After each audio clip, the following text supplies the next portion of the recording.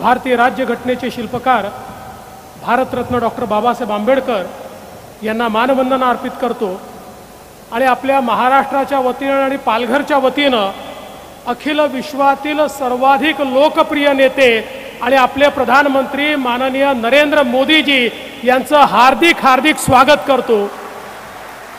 मंचावर उपस्थित माननीय राज्यपालजी, लोकप्रिय मुख्यमंत्री एकनाथराव शिंदेजी, उपमुख्यमंत्री अजित पवारजी, मंचावर उपस्थित सर्व केंद्रीय मंत्रीगण, केंद्रीय राज्यमंत्रीगण, राज्यातले मंत्री, सन्माननीय खासदार, सन्माननीय आमदार, आपले अध्यक्ष आणि उपस्थित सर्व माझ्या माता भगिनी आणि बंधूंनो, आजचा दिवस हा इतिहासामध्ये सुवर्ण अक्षरांनी लिहिण्यासारखा दिवस आहे। आपल्याला सगळ्यांना कल्पना आहे, मुंबई आणि हा सगळा भाग देशाची आर्थिक राजधानी झाला, कारण मुंबईमध्ये मुंबई पोर्ट आणि JNPT पोर्टमुळे आपण नंबर 1 ठरलो। आता त्याच्यापेक्षा तिप्पट मोठं वाढवण बंदर या ठिकाणी तयार होत आहे। गेले 30 वर्ष 40 वर्ष आपण नंबर 1 JNPT आणि मुंबई पोर्टमुळे राहिलो। पुढचे 50 वर्ष महाराष्ट्र पहिल्या क्रमांकावर राहील या वाढवण बंदरामुळे। आणि केवळ ये संभव हो पाया आदरणीय प्रधानमंत्री जी आपके कारण, क्योंकि 80 के दशक में वाढवण में पोर्ट हो इसकी संकल्पना की गई। ध्यान में यह आया कि पूरे देश में 20 मीटर डीप ड्राफ्ट केवल वाढवण में हमको उपलब्ध है और कहीं नहीं है। इसलिए यहां पर अगर पोर्ट तैयार होगा तो भारत एक मैरीटाइम पावर बनेगा। किंतु 1991 में सुप्रीम कोर्ट ने डहाणू का नोटिफिकेशन निकाला, एक कमेटी तैयार की और जन्म से पहले ही वाढवण पोर्ट की मृत्यु हो गई और उसके बाद सबने कह दिया अब ये पोर्ट बन ही नहीं सकता। लेकिन 2014 में प्रधानमंत्री जी आपकी सरकार आई, आपके आशीर्वाद से महाराष्ट्र में हम सभी को काम करने का मौका मिला और आपके आशीर्वाद से हमने इसे वापस जीवित किया। और सबसे महत्वपूर्ण कोई काम किया तो हमने नया राइट ऑफ वे ढूंढकर निकाला जो डहाणू नेचुरल अथॉरिटी के बाहर था, और एक ऐसा राइट ऑफ वे जिससे पर्यावरण को कोई धोखा नहीं हो सकता। और उसके कारण ये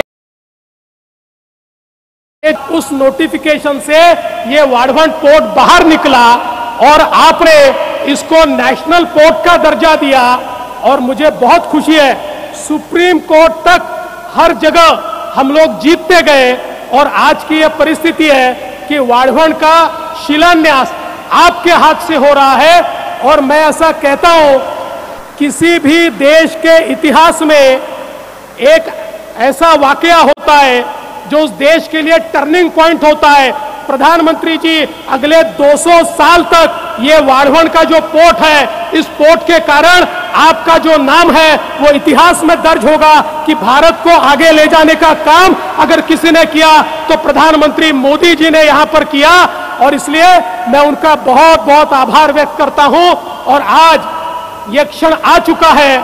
मैं प्रधानमंत्री जी इस समय एक सुझाव देना चाहता हूं कि जिसकी फिजिबिलिटी हम लोग देखें। आप जानते हैं दुनिया के सारे बड़े एयरपोर्ट ये रेक्लेमेशन करके इसी प्रकार से समुद्र में पोर्ट के आसपास तैयार किए हैं।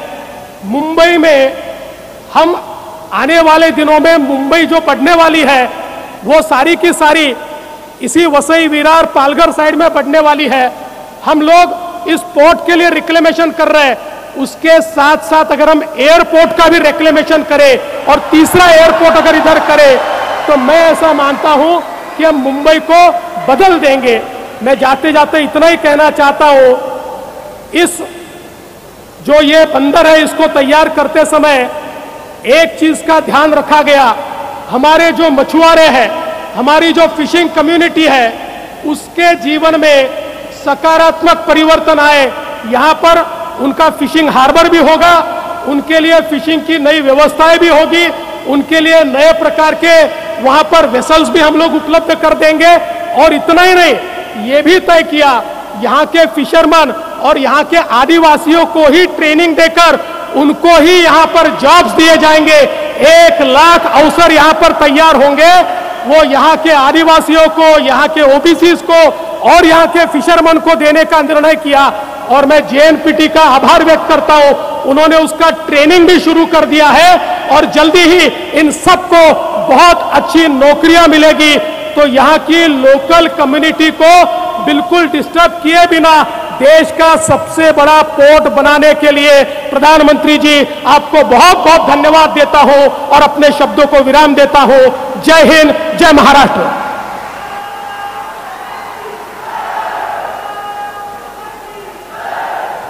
बहुत बहुत धन्यवाद। और अब केंद्रीय मंत्री पत्तन, पोत परिवहन और जलमार्ग माननीय